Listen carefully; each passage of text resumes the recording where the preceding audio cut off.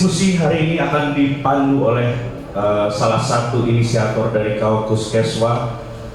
Beliau adalah orang yang sampai sekarang itu kalau saya bahasain, jadi salah satu teman saya yang tidak bisa diam karena banyak sekali karya-karya untuk Indonesia ini.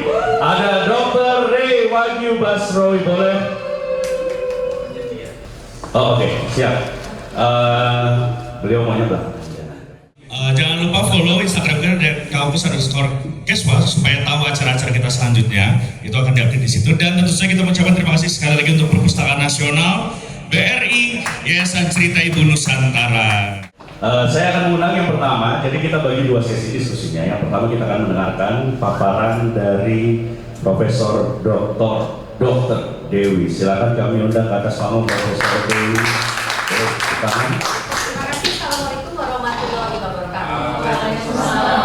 Jadi saya diminta oleh teman-teman dari Kaukus Kesehatan Jiwa untuk berbicara tentang tantangan apa sih yang memang dialami oleh perempuan pekerja. Jadi sebenarnya kunci di sini itu adalah perempuan yang bekerja, begitu ya. Terutama untuk aspek kesehatan mental. Jadi aspek kesehatan mental ini sepertinya menjadi salah satu hal yang harus kita pahami bersama, gitu ya. Jadi ini adalah yang mau kita bicarakan. Kalau kita tahu sekarang bahwa jumlah penduduk Indonesia itu banyak ya, ada 270 jutaan jiwa. Kalau kita lihat perbandingan proporsi antara laki dan perempuan, mohon maaf ya, lebih banyak perempuannya. Jadi kita bisa lihat di sini bahwa per tanggal sekian hampir sama laki dan perempuan, tapi perempuannya lebih banyak sedikit. Itu tahun 2024. Jadi kaum perempuan memang lebih banyak dibandingkan dengan kaum laki-laki. Dan ini memang data yang kita bilang terakhir, gitu ya. Kalau kita lihat dari sini bahwa perkembangan mereka tuh banyak kerja di sektor apa sih? Kaum perempuan yang merah ya. Kita lihat bahwa banyak itu sebagai buruh, kemudian di pertanian, kehutanan, gitu ya, dan juga di perikanan. Jadi nelayan, tapi bukan nelayan yang turun ke laut, tetapi adalah yang di daratnya. Jadi misalnya kayak bikin ikan asin, terus kemudian bikin istilahnya pernik-perniklah untuk yang namanya kaum-kaum nelayan, gitu ya. Nah ini kita lihat perempuan yang bekerja memang jumlahnya makin lama makin meningkat. Jadi kalau kita lihat adalah yang usia produktif, gitu ya. Nah sekarang kita bilang sebagian besar kaum yang kedengeran ya, karena yang enggak. Oh iya. Jadi kalau kita lihat bahwa ternyata kaum perempuan itu banyak bekerjanya adalah di industri-industri yang kita bilang ini adalah industri yang memang padat karya. Jadi misalnya di pabrik rokok, industri manufacture, garment, gitu ya. Termasuk adalah sektor pendidikan. Sektor pendidikan ini sebagai guru, ya, atau staf admin dan lain sebagainya. Nah kemudian kita lihat di sini hanya mungkin sekitar 5%-an itu yang kerjanya sebagai pegawai kantoran. Jadi perempuan Indonesia kebanyakan itu memang nggak kerja di kantor. Saya mau bilang ya, secara keseluruhan, begitu ya. Dan kita tahu memang apa sih sebenarnya masalah kesehatan dari para perempuan ini. Yang pertama itu adalah kita kalau bilang adalah stres kerja. Jadi stres karena di tempat kerjanya, ya. Kenapa? Karena mereka punya yang namanya ya harus kerja, tapi ngurusin rumah tangga juga. Jadi kita kalau bilang itu sebenarnya superwoman. Semua harus bisa.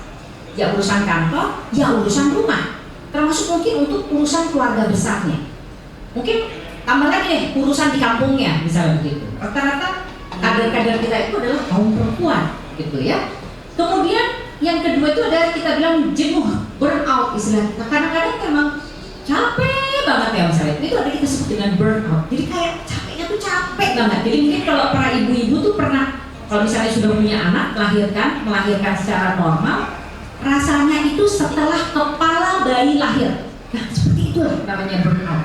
Capeknya tuh ya, nggak pengen ngapa-ngapain ya, boro-boro gitu. Jadi mau dibilangin, gimana nih? Ya, gitu kan pokoknya apapun ya udah terserah. Tapi itulah yang dirasakan kalau kita bilang burnout. Kemudian hal lain itu adalah kecemasan dan depresi. Ini yang kita bilang tuntutan besar. baik itu di tempat kerja maupun memang tuntutan yang lain yang tadi saya bilang dari keluarga, termasuk dari yang kita sebut adalah kelompok-kelompok sosial, misalnya di kampungnya, di keluarganya gitu ya. Nah itu semua memang menyebabkan rasa cemas dan mungkin sampai depresi.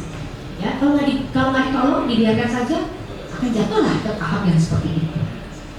Hal lain adalah gangguan psikosomatik. Sakit ini, sakit itu, hatinya sakit di mana? Di badannya sakit, di pinggangnya sakit. Kayaknya kita selalu bilang sakit ini, sakit itu. Tapi kalau diperiksa, sebenarnya nggak ada apa-apa. Jadi dokter bisa mengatakan ibu kayaknya baik-baik saja dan sebagainya. Tapi kayaknya suka lupa bahwa kesehatan mental itu juga mesti diperiksa, begitu ya. Itu kita bilang dengan gangguan psikosomatik. Dan yang terakhir ini adalah stigma. Jangan salah ya, kaum perempuan itu seringkali mendapatkan stigma. Terutama kalau misalnya ada suatu kesalahan, lo udah perempuan sih, nggak usah gitu ya, kayak nyupir aja kan, si perempuan deh. Belum apa-apa, yang pengendara yang lain udah si perempuan deh, gitu kan? Karena itu adalah stigma. Jadi stigma itu memang kaum perempuan yang paling banyak, ya. Dan kaum perempuan itu yang kadang-kadang harus kita bilang ngelus dada aja. Ya udah deh sabar, ya bagaimana lagi? Biasanya seperti itu. Ya, jadi itu adalah masalah-masalah yang kita bilang sebenarnya ada di sehari-hari di dunia kita kaum perempuan begitu ya, apalagi di tempat kerjanya begitu ya. Oke, nah sekarang kita bicara yang berikutnya adalah lingkungan kerja.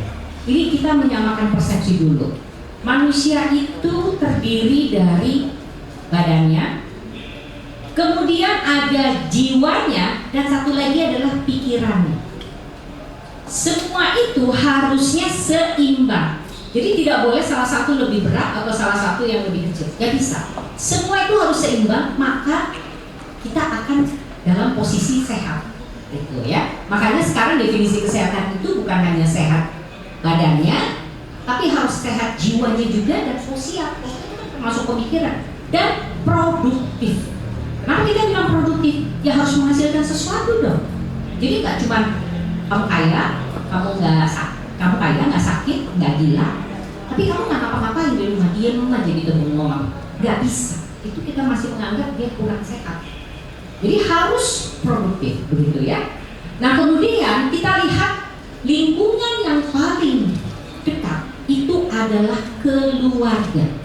Dan selalu kan kalau kita baca segala macam, mungkin di dalam agama Islam, agama-agama itu mereka selalu bilang bahwa perempuan atau ibu itu kan sebenarnya merupakan tonggak dari rumah tangga. Jadi kalau ibunya kasarnya rada-rada gitu, ya kita bisa lihat, pantas ibunya sih gitu kan. Orang pasti berpikir begitu kan, karena itu dianggap tonggaknya itu adalah ibunya, yang ngajari segala sesuatu ibunya. Walaupun kita sebenarnya bilang, masa ibunya semua sih begitu ya. Nanti kita belajar di Gen Z lain lagi pendapatnya, gitu ya. Nah, kita lihat lingkungan yang berikutnya baru lingkungan yang kita sebut adalah lingkungan tempat kerja. Nah, kita harus sadar pada keadaan yang saat ini, dan kita tahu ya, jumlah penduduk Indonesia besar sekali. Akibatnya apa? Yang namanya kompetisi di antara orang yang kepengen kerja dan belum dapat pekerjaan sangat besar. Jadi kompetitor kita banyak banget. Pekerjaan cuma satu yang mau 10.000 misalnya. Berarti kan kompetisinya tinggi, ya. Kemudian kita lihat di sini adalah tuntutan dari pekerjaan. Jadi kalau udah dapet, tuntutan pekerjaan itu ternyata tinggi juga di saat sekarang. Termasuk jangan lupa, Anda juga harus bisa melek teknologi. Masa ngetik aja nggak bisa, misalnya gitu. Masa main aplikasi Instagram aja nggak bisa? Kan harus bisa buat marketing apa segala macam. Ya? Apalagi di era 5.0 sudah mulai tuh pakai aplikasi-aplikasi yang pakai AI. Jadi itu adalah tuntutan dari zaman. Itu menurut saya sebagai seorang pekerja kita tambah stres juga nih, belajar aplikasi baru lagi. Kan sebenarnya tambah juga ya, tapi ya harus bisa, harus belajar gitu ya.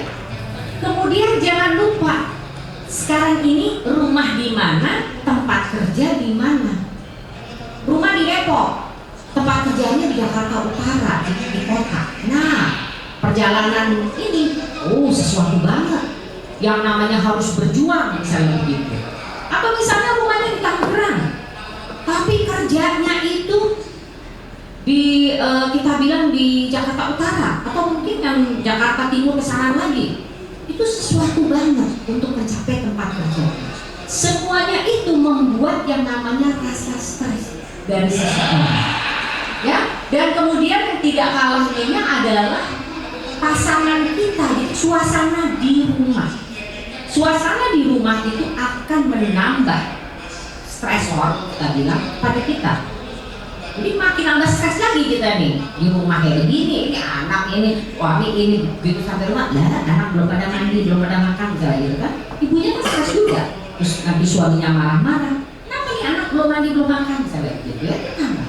Dan waktu itu kita juga menghadapi pandemi COVID, tapi sekarang kan sudah lewat ya. Tapi kok tambah pandemi, tambah stres lagi, gitu ya? Nah, kita lihat dulu, ini yang kita bilang pekerja-pekerja yang ada di industri. Kalau ada di industri itu ciri khasnya kerjanya 8 jam sehari atau 40 jam seminggu. Jumlah pekerjanya banyak, bisa satu ruangan ini ratusan orang, misalnya begitu ya. Sama semua kerjaannya, yang jahit-jahit semua, misalnya yang motong-motong semua. Jadi pekerjaannya sama, begitu ya. Kemudian kita lihat ada apa di tempat kerjanya, banyak, semuanya ada. Nah ini semuanya kayak bahaya potensial. Kita bilang itu hazard. Jadi di situ apa? Bisa jadi kena macam-macam. Di situ kan kita lihat ada bahan kimia, ada duduknya juga nggak nyender. Misalnya, Anda udah pernah belum duduk aja di kursi baso? Ini kursi baso, kursi yang itu kursi baso yang asik. Duduk aja nggak pakai nyender 8 jam. Pegel nggak? Pegel pasti setiap hari. Nah kalau bertahun-tahun bagaimana? Pinggang deh mulai berasa, kaki mulai berasa. Jadi kita bisa lihat betapa itu juga menimbulkan banyak permasalahan ya. Belum nanti kita lihat ada program anak gitu. Tapi kalau di perusahaan-perusahaan bagus dia udah ada tuh standar kerjanya seperti apa ya. Tapi kan nggak semuanya seperti itu ya. Kemudian ini pekerja kantoran. Nah kalau pekerja kantoran itu ada ciri-ciri tertentu. Biasanya pakainya necis-necis kita bilang gitu ya. Ya pakainya tuh ya seragam necis gitu ya. Kemudian setiap hari berangkat pagi pulang sore. Biasanya pada bawa bekal. Sekarang kan mahal ya, sekarang ada bawa bekal, bawa tumbler misalnya gitu ya. Kemudian bawa laptop kadang-kadang ya atau agenda. Dan ini biasanya mereka adalah multitasking. Karena harus bisa ngerjain ini, ngerjain itu gitu ya. Rata-rata yang pekerja-pekerja kantoran harus bisa ngerjain seperti itu. Kemudian gaya ini, komunikasinya biasanya lebih formal, bisa nulis, bisa email, segala macam ya. Jadi dia punya yang namanya ciri-ciri yang seperti itu. Jadi intinya bahwa mereka itu memang melakukan rutinitas kantoran. Ada di sebuah gedung yang kita bilang gedung ya. Bisa gedungnya tuh lantai 1, lantai 2, apa lantai bertingkat ya, jadi hampir sama semuanya begitu ya. Dan jam kerjanya itu jelas, office hour istilahnya begitu. Kalau yang di industri, manufacture, udah bilang ya, di pabrik itu shift-shiftan, shift pagi, shift siang, apa shift malam. Nah begitu ya. Nah kemudian ini kita lihat pekerja apa yang memang resikonya punya stres. Intinya kalau kita harus kerja yang memang berkontak dengan orang lain. Jadi kalau kita harus ngomong nih sama orang lain atau harus menjelaskan ke orang lain, disitulah akan timbul yang namanya stres. Ya, contohnya apa? Guru, perawat, dokter, polisi itu juga sebenarnya stres ya. Makanya kadang-kadang ada polisi yang unpredictable, jadi yang nggak tahu gimana tiba-tiba pengen nembak-nembak aja. Itu sebenarnya kalau kita bilang itu adalah suatu masalah. Dia merasa stres banget gitu ya. Kemudian kita lihat pedagang, ada pekerja sosial, termasuk ini pengemudi transportasi umum. Jangan salah ya, sekarang perempuan sudah ada yang jadi supir Transjakarta, jadi masinis, jadi supir taksi. Jadi itu juga banyak pekerjaan yang dilakukan oleh kaum perempuan, begitu ya. Oke. Nah, hal lain problematik kita apa? Kalau pekerjaan itu memang harus menyusui, punya anak masih balita kurang 2 tahun, kan harusnya pakai ASI eksklusif ya, 6 bulan pertama gitu. Nah itu problem juga, karena apa? Banyak sekali tempat-tempat kerja yang memang kebijakannya, uangannya, apa segala macam itu nggak sesuai. Apalagi itu ada di industri, manufaktur. Tidak semua manufaktur itu punya tempat-tempat seperti ini. Hanya manufaktur yang memang bagus saja. Kalau yang kantoran rata-rata punya. Tapi kalau manufaktur atau pabrik tergantung pabriknya, ya. Nah sekarang pekerja perempuan itu juga kita mesti tahu kenapa beda sama laki. Anatomi laki dan perempuan nggak sama. Tapi jangan mau kita suruh jadi laki. Jadi kita perempuan, kita perempuan. Jadi kita harus menerima kodrat bahwa kita adalah perempuan dengan yang namanya anatominya berbeda. Ya. Kemudian apa? Kita ada siklus haid, hamil, nyusuin. Ya. Kemudian ada yang namanya kita lihat perlakuan.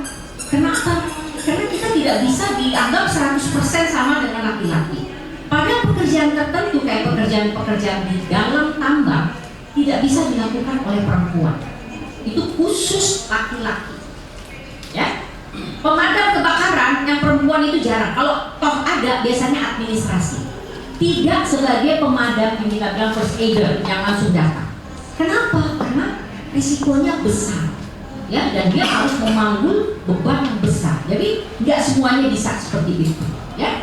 Kemudian jangan lupa kita punya peran ganda. Sebagai perempuan, kita punya kodratnya sebagai ibu misalnya, sebagai ibu ataupun sebagai anak perempuan.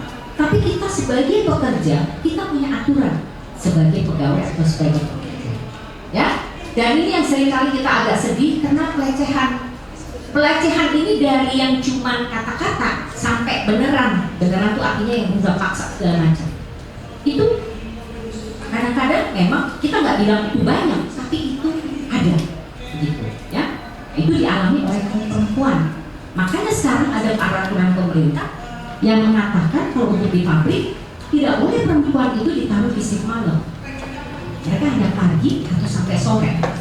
Nah ini sekarang saya selalu ditanya, kok gitu gimana dong Bu yang perawat apa itu kan juga shift. Nah kecuali untuk fasilitas pelayanan kesehatan. Ya jadi di aturan yang kita bilang di Undang-Undang Ketenagakerjaan yang kita bilang sekarang adalah Undang-Undang Cipta Kerja, semuanya ada kecuali untuk yang fasilitas pelayanan kesehatan. Karena aturan kita tidak sama. Gitu ya, ngomongnya gitu deh ya. Nah ini isu-isunya apa kita bisa lihat di sini oleh yang tadi saya bilang, termasuk jangan salah, perempuan itu takut gemuk, bener nggak? Takut dia ini body langsung besoknya nggak mau makan seharian apa? Akibatnya apa? Sakit. Kalau sakit langsung semusi ya. Oke. Yang lain itu nanti tiba-tiba jadi anemia, jadi apa segala macam. Justru banyak penyakitnya. Ini kita bilang kita dari beberapa penelitian yang namanya jumlah pegawai perempuan yang anemia itu besar. Kalau ditanya kenapa nggak mau makan, pertama senyum-senyum. Nanti yang kedua kenapa nggak mau makan? Yang pertama kalau dikasih duit 1.000, mereka akan bilang kita beli makannya 100 rupiah aja. Sisanya buat apa? Ditabung buat anak-anak di rumah. Jadi masih dipikirin anak di rumah kan? Ya kalau 100 rupiah mau dapat apa? Misalnya begitu. Ya dari 1.000. Waktu itu kita bilang. Jadi kan paling jangan gorengan doang ya. Karena kan sebenarnya nggak gitu. Harusnya makan nasi lengkap dengan sayur dan lain sebagainya. Tapi karena mengirit, ingatnya anak di rumah. Jadi nggak makan, akibatnya jadi anemia, gitu ya. Nanti mikir aja juga jadi susah, gerak juga susah, ya. Kemudian yang namanya resiko abortus juga tinggi. Kalau lagi hamil muda, resiko itu juga besar karena yang tadi kita bilang perjalanan menuju tempat kerjanya aja perjuangan.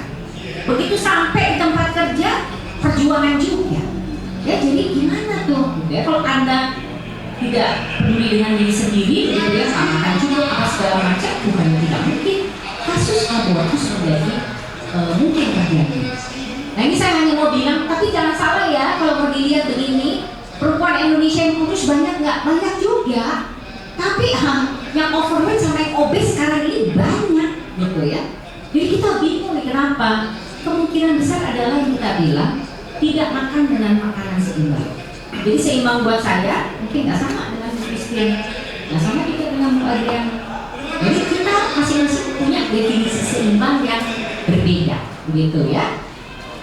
Nah, ini ada penelitian-penelitian. Jadi kebetulan mahasiswa di S2 kami itu melakukan banyak penelitian. Ini semua penelitian yang dilakukan terhadap pekerja perempuan. Jadi ada yang di rumah sakit, kemudian ada yang di garment, dan juga ada yang kita bilang ini di industri garment juga. Yang terakhir ini yang kita ini adalah kita bicara soal bullying. Jadi itu ada terjadi, tapi pada umumnya mereka tidak mau bilang. Kebanyakan mereka mengatakan kami tidak akan ngomong, dan mereka hanya bilang bahwa kita stres, tapi kita nggak mau bilang bahwa kita kena bully, gitu istilahnya. Jangan dipikir antara perempuan sama perempuan nggak bullying ya, ada. Gitu, jangan dipikir yang nggak bully itu yang laki aja atau atasannya aja, enggak. Jadi bullying itu bisa terjadi di semua kita. Bisa dari bawahan ke atasan, atau teman se ini ya selevel, atau bisa juga dari atasan. Jadi semua level dimungkinkan. Ya, kita juga pertama kali bingung, dibully sama bawahan misalnya gitu. Ternyata ada, ya. Oke. Kemudian kita lihat di sini, ini perawat ya. Perawat itu memang tingkat stresnya tinggi. Jadi mohon dimaafkan ya kalau kadang-kadang mereka yang namanya senyum aja kayaknya susah begitu ya. Mereka memang stresnya itu cukup tinggi ya. Nah sekarang kita kepengen tahu bahwa sebenarnya peran perempuan itu terutama di dalam keluarga itu apa yang kita harapkan. Inginnya tuh gini, kalau ada orang yang bekerja dan ada keluarga, harusnya dua-duanya itu sehat. Setuju nggak? Iya, karena kalau yang keluarga sakit, yang ngurus kan ibunya juga bete ya, istrinya begini. Nih, jadi masalah kalau misalnya keluarganya sakit, tapi yang kerja ini, tapi itu jadi beban buat kita. Tapi kalau misalnya yang sakit pekerjaannya, jadi yang cari duit yang sakit, kan nggak kerja ya, nggak dapat duit. Masalah satu keluarga, misalnya begitu. Itu problem. Yang lebih runyam lagi bencana buat satu keluarga kalau dua-duanya sakit. Yang cari duit juga sakit, yang keluarganya juga sakit, misalnya begitu. Ya, ini sakit apa aja begitu. Itu kita bilang jadi bencana. Ya, nah makanya kita bilang bahwa kita sebenarnya inginnya mencapai yang seperti ini. Jadi kita mesti lihat bahwa sebaiknya tuh kayak apa sih yang cocok buat kita. Kemudian kita itu sesuai juga dengan yang namanya kondisi di tempat kerja dan lain sebagainya, tetapi tentu saja tidak menghilangkan kodrat sebagai perempuan begitu ya. Nah sekarang apa nih tantangannya? Tadi saya bilang multitasking, beban ganda, harus jadi superwoman. Gak semua orang bisa ya, saya mau bilang, karena itu butuh adaptasi. Jadi kita selalu bilang tergantung jam terbang, benar nggak Bu Christine? Ya, jadi kalau kayak kita mungkin kita udah bisa adaptasi ya, modifikasi, jadi apa kita udah tahan badai misalnya begitu. Tapi bagi yang baru menikah, punya anak, itu perjuangan. Ya, jadi beban ganda itu yang kita bilang itu bisa meningkatkan resiko dia terjadi stres dan kelelahan. Serta juga menjadi burnout, dan itu sangat dimungkinkan. Yang kemudian kedua adalah yang tadi, diskriminasi. Tidak semua orang itu bisa menerima apa yang terjadi pada dirinya ya. Kamu misalnya dibilangin, ya udah deh kamu levelnya sama nih, ada laki ada perempuan. Yang perempuan kamu dikasih 500 aja ya, sementara yang laki dikasih 1000. Kan pengen marah ya sebenarnya gitu. Tapi di sisi lain kita nggak sanggup berkata-kata karena kita memang membutuhkan pekerjaan itu supaya ini bisa tetap jalan nih keluarga kita misalnya gitu ya. Jadi kadang-kadang ya udah kita cuma ya. Jadi itu yang kita bilang jadi menimbulkan yang namanya diskriminasi. Kita bilang ini. Terus kemudian peluang kerja, mau naik jadi supervisor, ada laki ada perempuan, gantung nih saya bilang. Kadang-kadang orang-orang lebih prefer laki-laki. Gitu. Saya lebih prefer laki-laki deh. Kita bilang kadang-kadang kenapa? Nggak repot. Maksudnya repot? Ya perempuan kan repot, anak sakit nggak masuk. Jadi suami marah, ayun aja misalnya begitu. Jadi dianggap banyak hal yang membuat si perempuan itu sangat terbatas gerakannya, sehingga begitu. Padahal kan nggak kayak gitu ya, kita juga bisa jadi manusia yang lebih tegar, istilahnya begitu ya. Kemudian ini pelecehan seksual, ini yang tadi saya bilang dari verbal, kemudian fisik, bahkan sampai yang namanya mirip-mirip yang kita bilang juga paksa begitu ya. Nah ini yang tapi ada tapinya, tidak semua kasus itu dilaporkan karena masyarakat Indonesia itu masih menganut tabu kalau kita mengundang sesuatu yang dianggap berhubungan dengan yang namanya hal yang seperti ini ya. Nah itu yang sebenarnya membuat stigma itu jadi kita kaum perempuan itu. Kemudian yang selanjutnya adalah kurangnya akses. Ini saya mau bilang terhadap pelayanan kesehatan mental. Saya mau bilang bahwa tidak semua puskesmas itu punya pelayanan khusus kesehatan mental. Enggak semua, ya.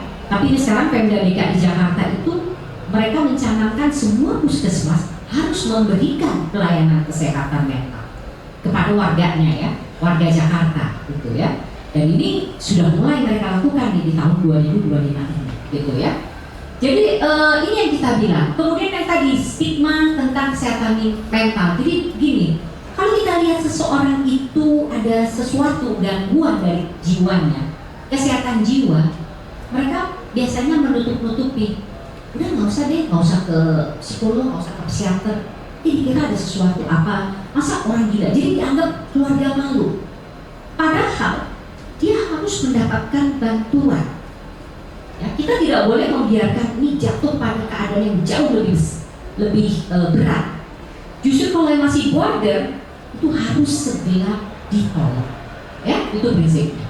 Nah ini kalau tanya ada nggak? Oh banyak banget yang namanya peraturan-peraturan. Indonesia tuh peraturannya banyak banget. Ya. Jadi kalau kita lihat ada ini, banyak banget ya. Sampai ribet gitu. Nah khusus untuk dengan perempuan kita bisa lihat di sini adalah ada beberapa hal yang kita bisa lihat termasuk di Undang-Undang Nomor 17 yang baru ya. Itu banyak tentang ini. Tapi yang mungkin kalau di industri itu kita bilang ada GP2SP. Ya, itu GP2SP itu termasuk beberapa kementerian ikut terlibat di dalamnya, Kementerian Perempuan ya dan Anak ya. Jadi di Undang-Undang 17 ini yang baru di pasal-pasal ini mereka declare ada tentang kesehatan kerjanya untuk para pekerja di sini termasuk pekerja perempuan. Ada kita bicara tentang pasal kesehatan jiwa, jadi ada pasal-pasal tentang itu dan ada yang namanya kesehatan reproduksi. Jadi artinya hak untuk perempuan itu ya hamil, menyusui segala macam itu ada haknya di situ ya. Dan untuk kesehatan keluarga, itu yang kita bilang salah satu kontrak perempuan itu ya ngurusin keluarga gitu ya. Itu ada di situ semua. Nah sekarang gimana dong? Kita bilang tadi ya kebijakan udah alhamdulillah udah mulai kesana gitu ya. Kemudian peningkatan layanan kesehatan mental itu yang kita bilang di beberapa provinsi ini menjadi salah satu prioritas, termasuk di beberapa perusahaan-perusahaan. Jadi perusahaan BUMN itu sudah prioritasnya adalah kesehatan mental. Jadi mereka setiap tahun ada tuh screening untuk kesehatan mental ya di BUMN begitu ya. Nah pendidikan ini kita bilang termasuk yang ini. Jadi kan bolak-balik diomongin jangan takut kalau kita punya sesuatu bukan berarti kita gila, bukan. Kita butuh pertolongan untuk mengatasi permasalahan itu ya. Terus kemudian sistem pelaporan. Jadi di BUMN itu mereka sudah jadi ada yang namanya whistleblower, gitu ya, whistleblower tuh. Jadi ya boleh lapor kalau misalnya terjadi pelecehan segala macam. Dan ini memang dilakukan juga. Kita di UI kita juga udah punya yang kayak begini. Jadi dan kasus itu bukan main-main. Kalau begitu ketahuan itu akan diproses, ya. Jadi ada sanksinya, begitu ya. Dan dukungan sosial kita bilang jaringan dan komunitas perempuan itu harus saling mendukung. Jadi kalau biasanya kayak begitu kita ada konselornya khusus ya untuk kaum perempuan. Nah ini untuk diri sendiri gimana dong caranya tahu?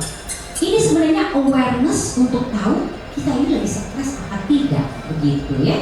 Yang pertama adalah emotional warning sign. Jadi kalau kita rasanya cemas, kemudian nggak susah tidur, sedih, moodnya tuh kadang naik, kadang turun ya, berarti there is something wrong dengan kita, gitu ya. Kemudian physical warning sign kita bilang kalau kita ketemu orang kan biasanya say hi, senyum ya. Kalau kita ketemu orang kita begini nunduk aja. Then something wrong dengan kamu, gitu ya. Itu perlu pertolongan. Behavior warning sign ini kita bilang bisa menarik diri di mojok aja, atau memang minum terus gitu ya, atau memang reaksi berlebihan. Jadi misalnya ditegur, hai dokternya gimana, langsung apa sih nggak dia, berarti ada sesuatu gitu ya. Pada saat itu mungkin lagi stres misalnya gitu ya. Nah ini kita lihat kalau di tempat kerja, stres ini penyebabnya banyak sekali, bisa dilihat di sini ya, banyak sekali. Individu itu kita lihat dari yang misalnya objektifnya, kita bisa lihat tekanan darahnya naik, kemudian burnout, depresi, dan segala macam. Kalau dari perusahaan, mereka bisa lihatnya, ini orang kok nggak produktif ya, ini orang kok sering nggak masuk ya. Nah itu ada sesuatu ya gitu. Nah ini adalah pertolongannya gimana. Jadi kita jadi ini sebenarnya buku yang dibuat oleh Ikatan Psikologi Indonesia, kemudian dengan Perdoki dan juga dengan universitas gitu ya. Kita membuat, dan Kementerian Kesehatan serta perhimpunan-perhimpunan Perdoki dan perhimpunan dokter spesialis kesehatan jiwa itu kita bikin. Jadi ini yang memang khusus seri pekerja. Kita bilangnya adalah pertolongan pertama pada luka psikologis. Jadi kita nggak bilang orang dengan gangguan jiwa, enggak. Luka psikologis, karena itu dari yang levelnya rendah sampai levelnya berat gitu ya. Ini kita bilang ini sengaja kita buat untuk yang namanya teman. Jadi di dalam suatu tempat kerja biasanya harus ditunjuk 1-2 orang harus sebagai first aider. First aider itu kalau di lingkungan itu kayak kader gitu ya, tapi ini kadernya khusus dilatih untuk yang mendengarkan. Ya, jadi first aider khusus untuk luka psikologis ya. Jadi ini kita bilang dengan rekan kerja, prinsipnya itu harus ada 3, tetap ada yang namanya keselamatan dan hak itu tetap harus diperhatikan ya. Nah ini program yang kita bilang GB2SP, ingat bahwa lingkungan kerja, kesehatan reproduksi, ASI dan gizi itu merupakan bagian dari GB2SP ya. Dan ini menyusui yang saya bilang. Jadi seorang ibu pekerja yang memang harus menyusui itu ternyata bukan hanya dia saja sendiri yang harus bekerja gitu ya. Artinya yang karena pengaruhnya enggak, banyak faktor. Jadi lihat di sini kebijakannya ada enggak, jarak rumahnya gimana, pendidikannya yang teman-teman gimana, kemudian dari kesehatannya sendiri dan lain sebagainya gimana. Jadi faktornya banyak sekali, itu membuat dia berhasil apa tidak. Dia sebagai ibu yang bisa menyusui.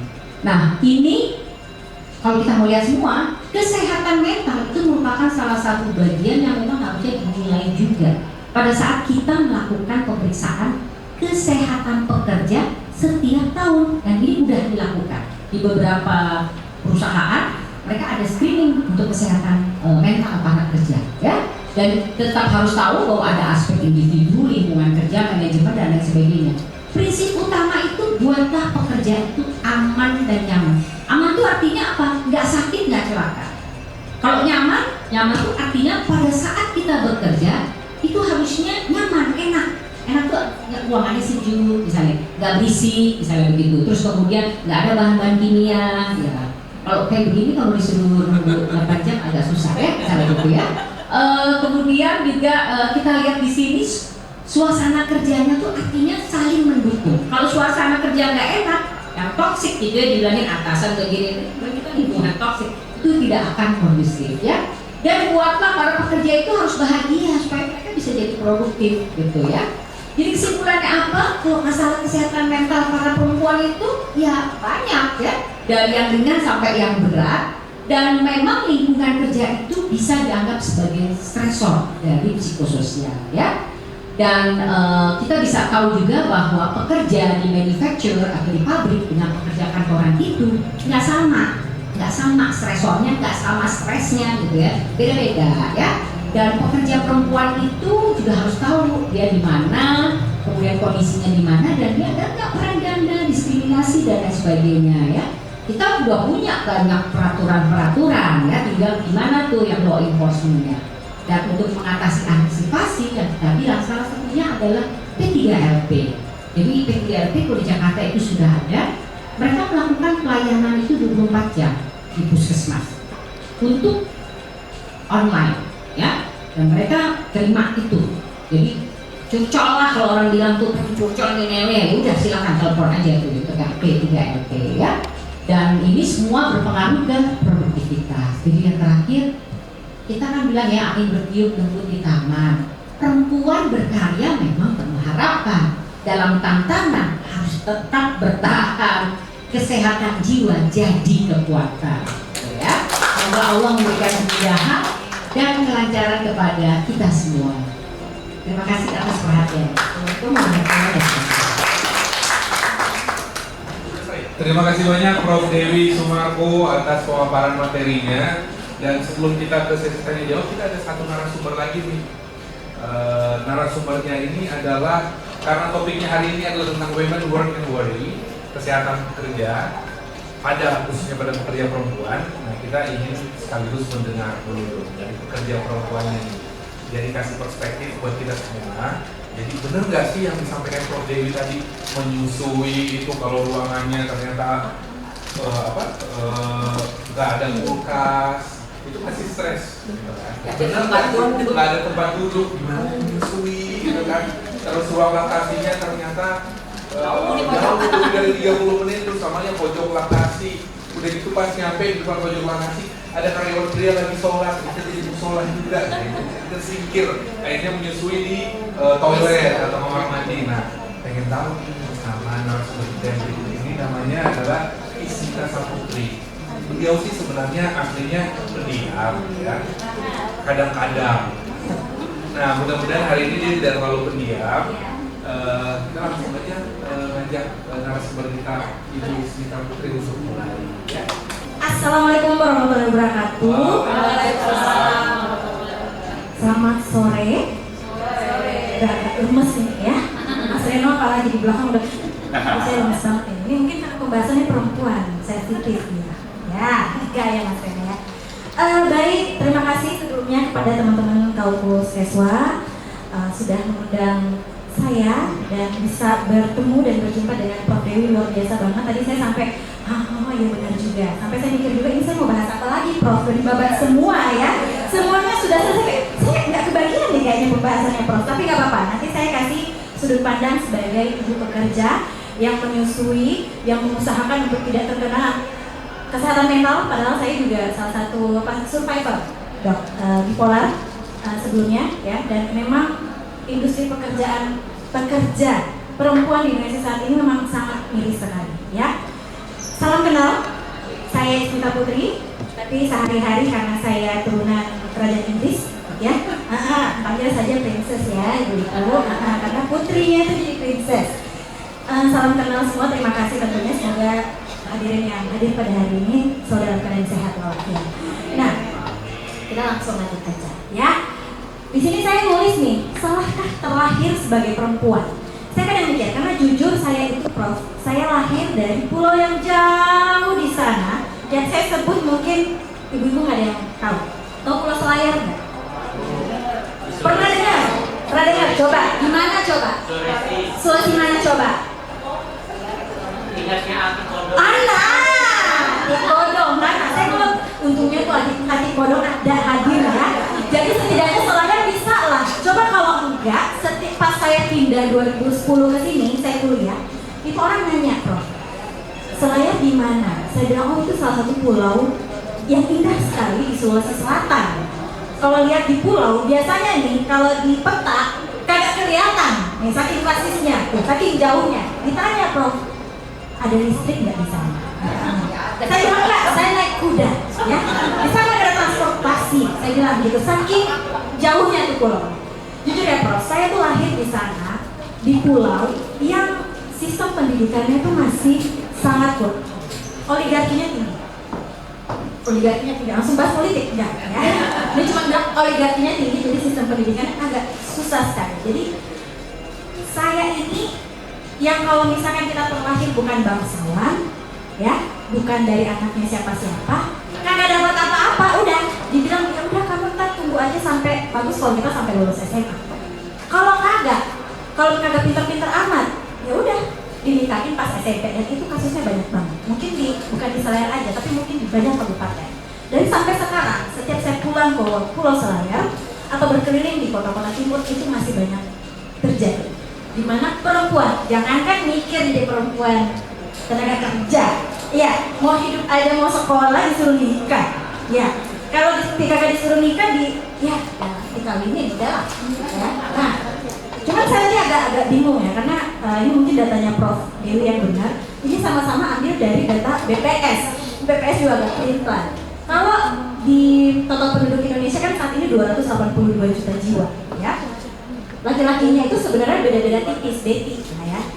Tapi perempuan, tapi ini saya datanya dari Februari memang, 2024. Nah, kalau Ibu Desember. Di situ masih dikatakan bahwa perempuan itu masih hampir 50%, tetapi memang jumlah laki dan perempuan memang itu beda-beda tipis. Yang menjadi ironi di Indonesia kan kita cuma beda tipis nih jumlahnya laki-laki sama perempuan. Tapi kok yang laki-laki diberikan kesempatan kerja itu nih ibu-ibu ya, coba berapa? Coba sebut itu ada berapa? Itu tuh ada berapa? 66,4%. Bayangkan kita nih yang tadi belah dua tuh 282 juta jiwa, ya setengahnya laki-laki, setengahnya perempuan. Yang laki-laki dikasih kesempatan kerja berapa? 66%. Jadi kalau pulang dari sini marah sama suaminya nggak apa-apa, ya. Nih, memang ini ironinya. Kita perempuan cuma dikasih kesempatan 33,52%. Nah, apa yang saya rasakan di dunia kerja sebelumnya, saya itu adalah dosen. Alhamdulillahnya, akuntansi, mukanya kalkulator kelihatan kan? Auditor, ya, AI ya, auditor nih ya, hati-hati jangan bahas duit nih ya, lanjut bahas duit kita. Alhamdulillahnya di tempat saya bekerja, di kampus saya, kalau saya sebut itu ada dulu iklannya UFO. Apa sih tahu? UFO apa coba? Maaf ya, kurang ini berarti ya. Ya, padahal itu satu-satunya kampus yang udah ada di IKN loh. Ya, luar biasa kampus saya, tajir loh. Kampus itu UFO ya. Alhamdulillahnya di sana kesenjangan saya tidak rasakan. Ya. Nah, tapi kesenjangan yang saya rasakan justru saat saya bekerja di multinational company. Gak usah saya sebut, ya, multinational company. Di mana saat saya menunjukkan pekerjaan yang luar biasa, saya diginiin sama atasan saya di sini, Prof. Inces, kan princess nih, ya dari bahasa Inggris, ya.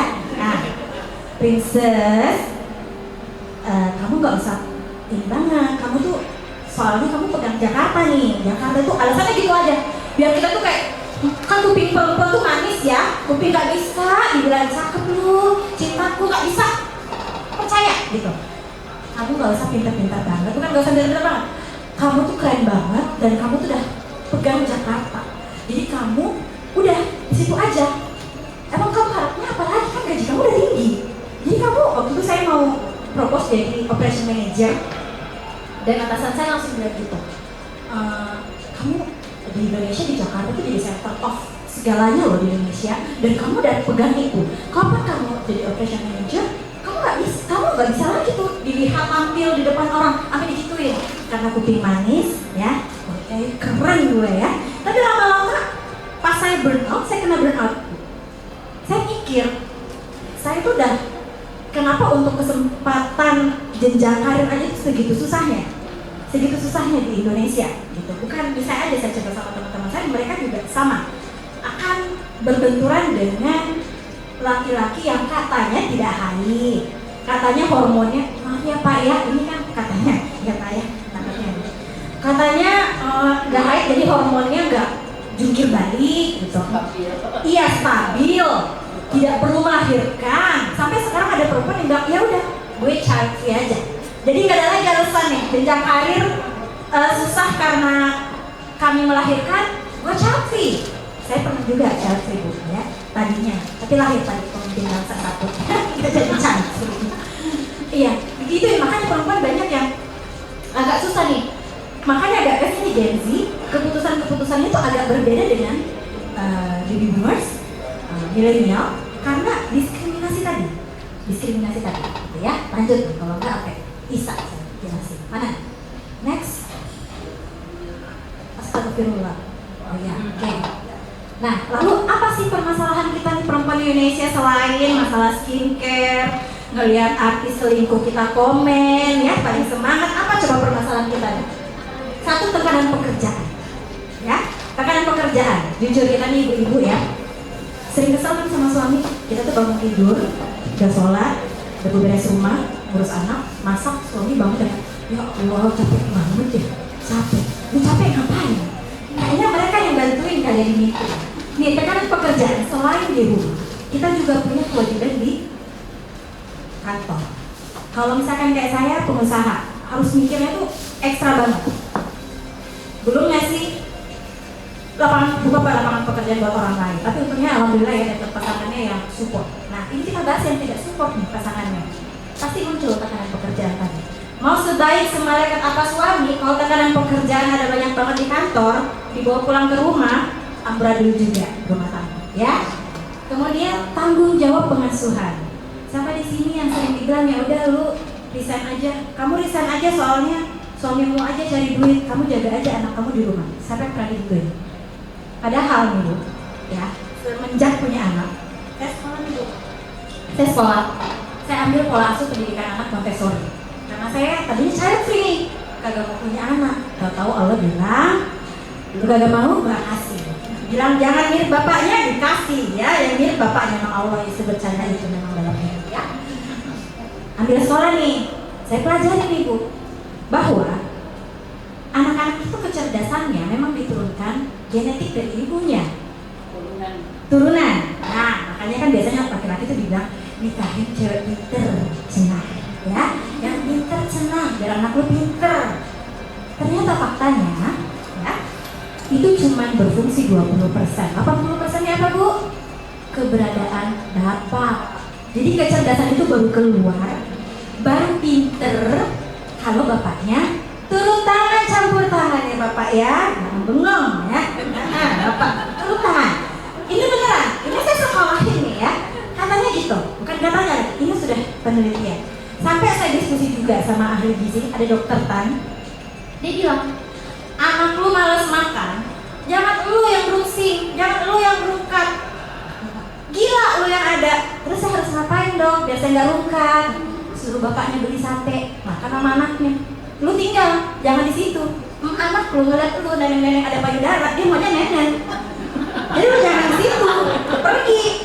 Ya, selagi lu di situ masih bawa nenek, kan kagak bisa nih nenek ditaruh, kagak bisa, ya kan? Udah kodratnya nih, nenek nongol di sini dua nih, ya. Mau ngasih makan anak, terbiasa nenek, mau pilihnya apa?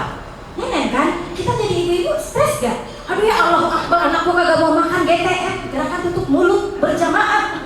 Anak tutup mulut, emak juga tutup mulut. Aduh anak gue kenapa? Ternyata kata dokter cuma satu, suruh bapaknya makan bareng.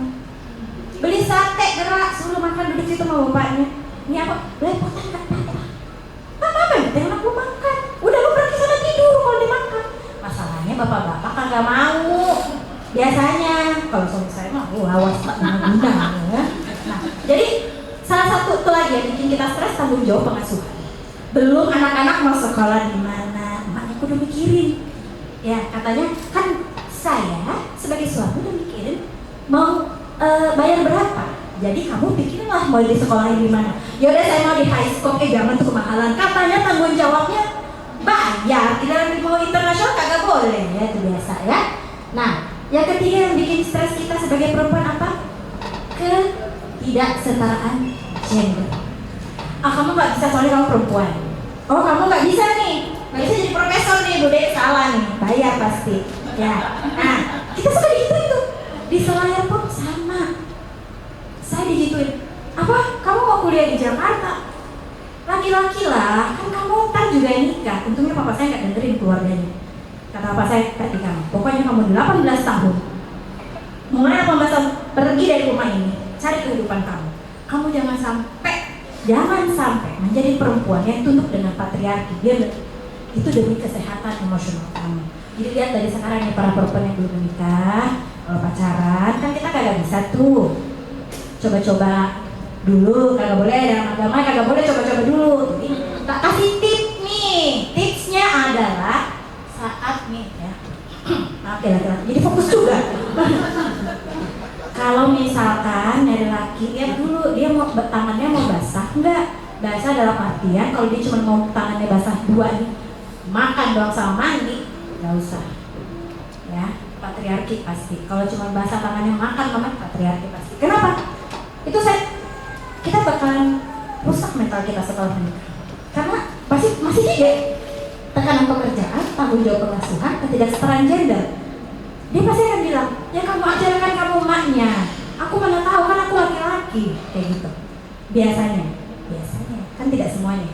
Pasti bapak-bapak di sini mah keren, pasti. Ya. Yang keempat, stigma masyarakat. Ya, stigma masyarakat bahwa masih banyak masyarakat kita yang mengagungkan laki-laki. Maaf ya, dokter maaf sekali kasihan maaf ini ya kakakku sayang ya. Tapi memang faktanya di kabupaten-kabupaten aja ya, saya mungkin perkotaan juga banyak, tapi paling banyak itu ada di kabupaten bahwa memiliki anak laki-laki itu luar biasa. Wah, ini meneruskan turunan nih. Seolah-olah kita perempuan kagak bisa menerusin turunan kalau kita yang melahirkan, kita yang nyusuin, yang dianggap meneruskan turunan laki-laki. Tahu laki-lakinya doyannya laki-laki. Serem juga ya. Kagak jadi meneruskan turunan ya, kagak jadi kebanggaan. Tapi stigma-stigma seperti ini 30 tahun yang lalu di keluarga saya sendiri sebenarnya tidak boleh buka tapi tidak saya sebut nama, terjadi, ini keluarga jauh sih, terjadi incest ya, dimana saudara kandung menyetubuhi saudara kandungnya. Oh, kalau sekarang kan ramai di sosial media ya, bapak menyetubuhi anak kandungnya, kakak menyetubuhi. Zaman dulu udah ada, cuma kagak ada sosial media yang ngembar-ngembar. Di keluarga saya jauh ada.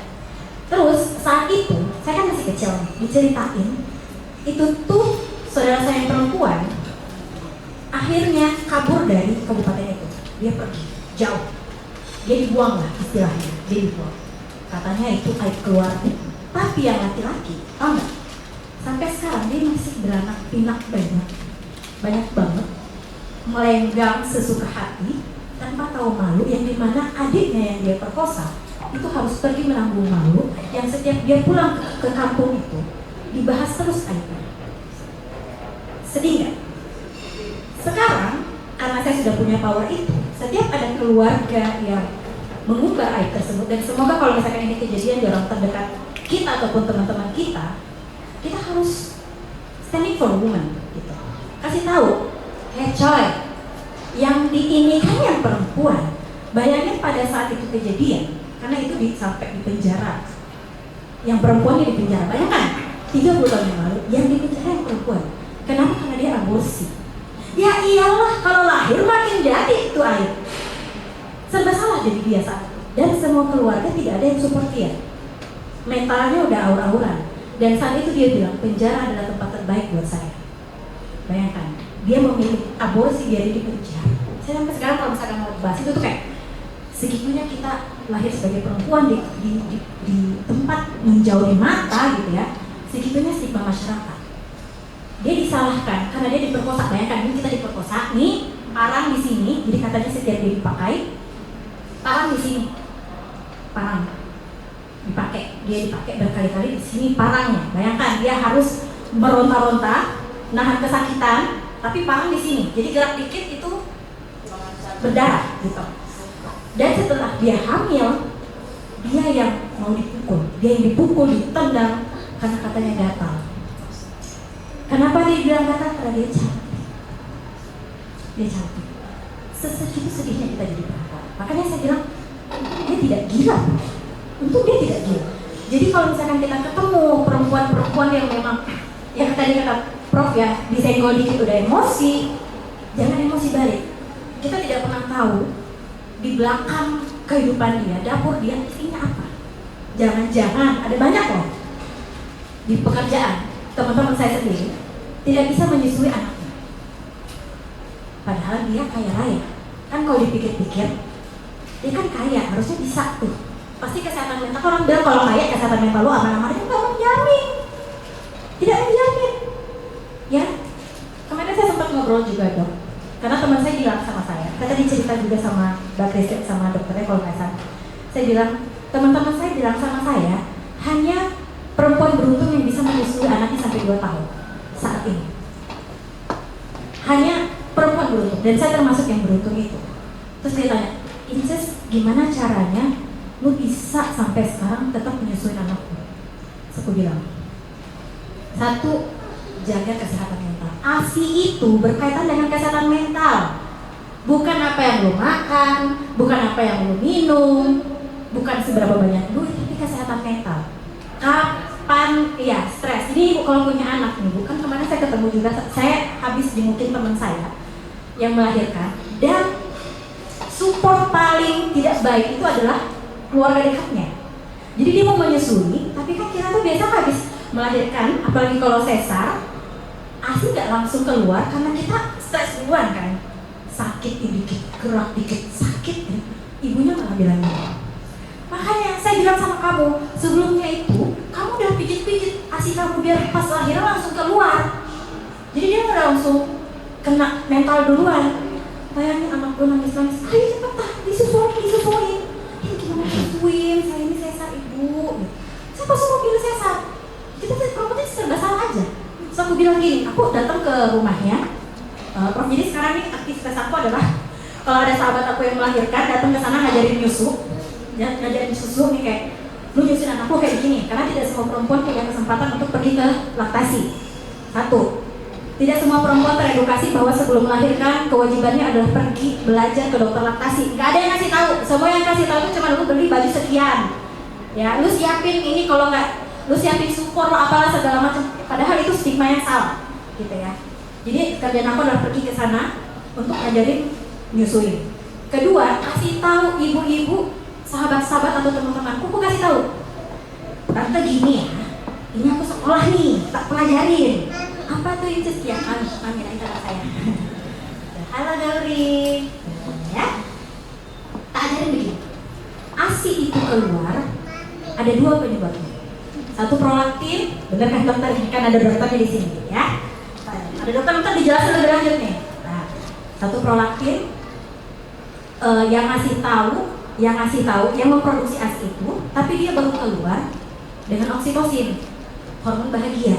Jadi meskipun kita prolaktin ini, jadi kan itu jangan percaya kalau disuruh pumping terus ya.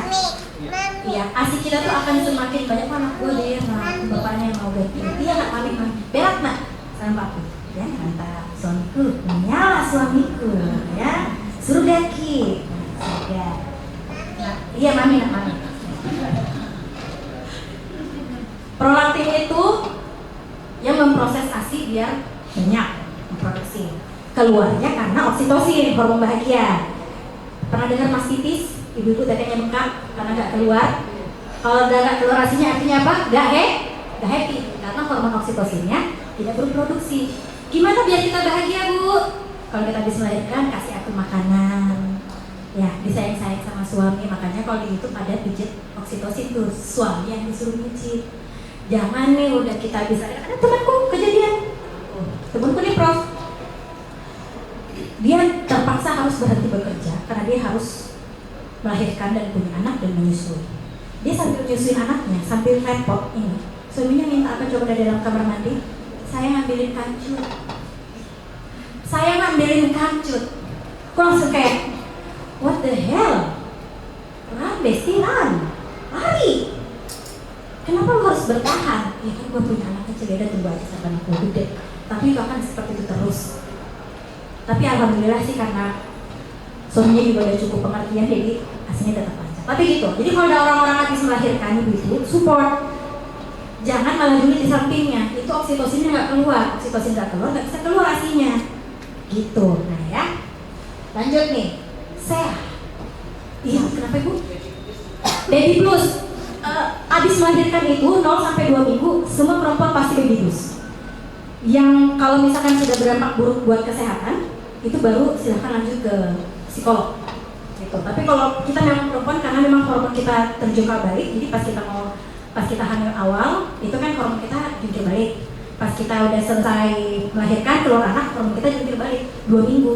Jadi kapan Ibu baby bluesnya lebih dari 2 minggu butuh pertolongan, ya? Nah, Butuh pertolongan kayak gimana? Kalau udah nangis-nangis gak jelas, dia apa juga nangis, itu butuh pertolongan. Nah ini kalau kasus di kantor, saya misalnya gitu, sexual exploitation, abuse and harassment, alias eksploitasi, kekerasan dan pelecehan seksual. Kemarin habis bikin materi ini bareng BRI, karena ada UK Embassy, kerajaan Inggris kasih bantuan ke Indonesia lewat BRI. Dia sangat notice dengan saya ini, sexual exploitation, abuse and harassment, ya, kekerasan, eksploitasi, kekerasan dan pelecehan seksual. Tahu bedanya pelecehan dan kekerasan seksual? Orang kan taunya roda paksa, ya.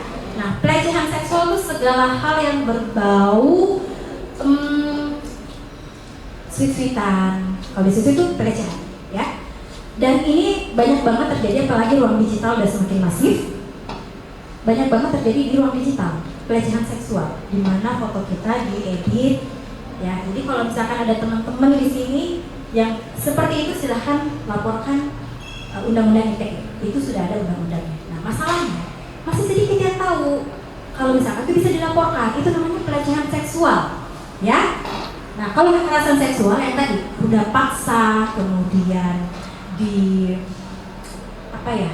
diperdagang, bukan diperdagang. Pokoknya dia paling tingginya udah paksa sampai mengancam nyawa. Gitu. Jadi ingat ya, self love dengan makan yang benar. Di waktunya 5 menit doang kok untuk diri kita, makan yang benar, istirahat yang cukup, dan bergerak. Oke? Berani bahagia jadi perempuan, ya. Terima kasih, sekian dari Princess. Assalamualaikum warahmatullahi wabarakatuh.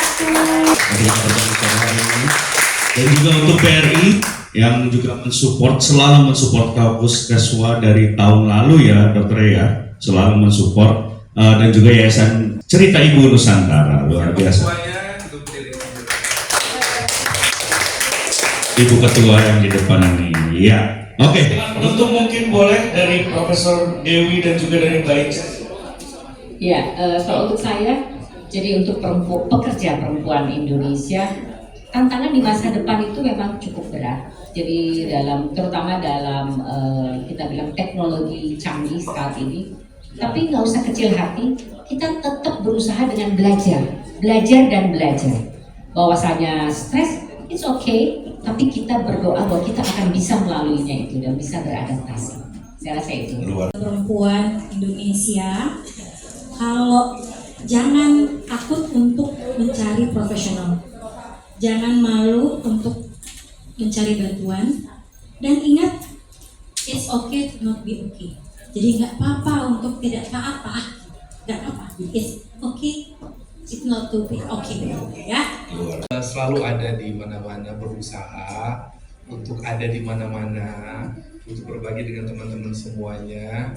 Kalaupun kita tidak bisa berbuat banyak yang radikal, seperti mengubah peraturan, menghapus perbudakan, itu mungkin terlalu jauh. Tapi kita akan ada untuk bonus demografi. Bikin video pakai AI. Di Manado udah mulai lewat bonus demografi, Sulawesi Utara udah mulai lewat bonus demografi.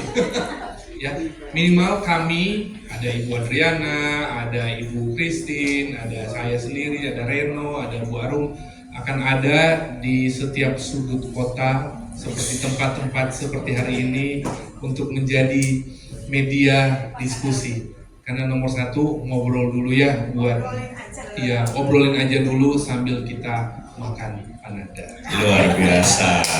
Sekali lagi terima kasih untuk Mbak Inces, Mbak Ismita Putri, Dr. Ray, Ibu Christine, Ibu Arum, Ibu Adriana, dan semua tentu saja Bapak Ibu yang hadir pada hari ini.